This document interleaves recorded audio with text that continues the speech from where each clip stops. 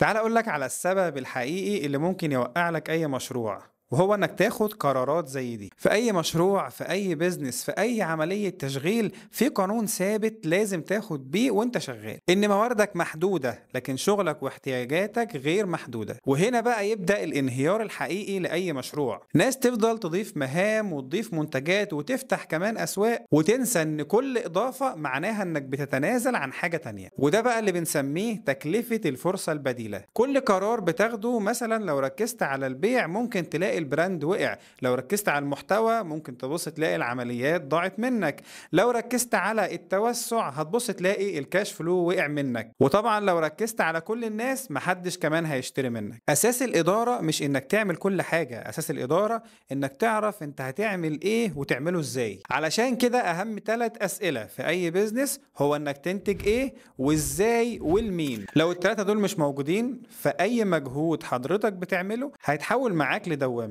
في الاخر القانون ده بيقول حاجة واحدة بس: نجاح البيزنس مش في كمية الشغل، نجاح البيزنس في دقة الاختيار.